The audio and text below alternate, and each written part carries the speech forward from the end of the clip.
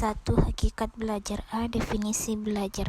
Belajar menjadi suatu hal yang umrah dalam kehidupan sehari-hari. Bahkan belajar dapat terjadi dimanapun dan kapanpun terjadi. Masih saja artikan sebagai belajar suatu kegiatan yang bersifat umum. Semisal, anak yang disuruh ibunya untuk belajar, tentu pemahamannya tersebut merupakan pemahaman yang kurang tepat.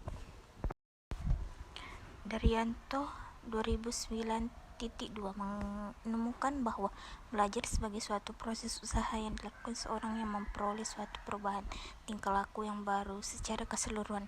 Sebagai hasil pengalaman sendiri dapat interaksi dengan lingkungannya. Suryono dan Haryanto belajar untuk kepada suatu proses perubahan perilaku pribadi, perubahan struktur kognitif seorang berdasarkan praktik atau pengalaman tertentu, hasil interaksi aktifnya dengan lingkungan, sumber-sumber pembelajaran yang ada di sekitarnya. Ngalim Purwanto, belajar merupakan suatu perubahan yang bersifat internal dan relatif mantap dalam tingkah laku melalui latihan atau pengalaman yang menyangkut aspek kepribadian baik fisik maupun psikis. Sanjaya Wina, belajar pada dasarnya adalah suatu proses aktif mental seseorang dan berinteraksi dengan lingkungannya sehingga menghasilkan perubahan tingkah laku yang bersifat positif, baik perubahan dalam aspek pengetahuan, sikap maupun psikomotor. Winapura, belajar adalah perubahan perilaku pada individu sebagai buah dari pengalaman atau interaksi.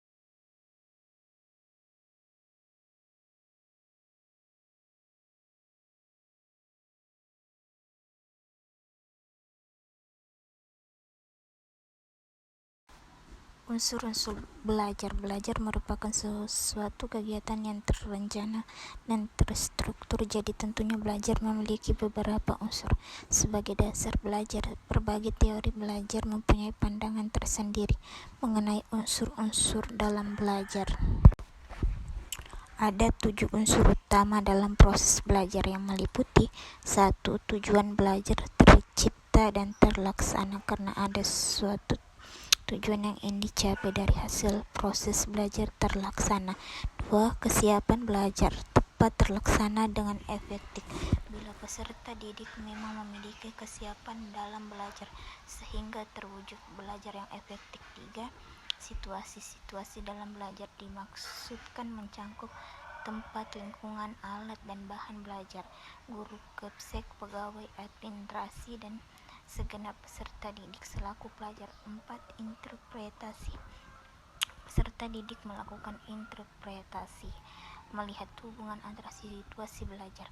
5. Respon dari hasil interpretasi yang dilakukan, maka peserta didik dapat menentukan respon yang sesuai dengan apa yang dialaminya dalam kegiatan pembelajaran. 6. Konsekuensi. Pendekatan behavior memandang bahwa konsekuensi tercipta karena adanya stimulus dan respon reaksi terhadap kegagalan.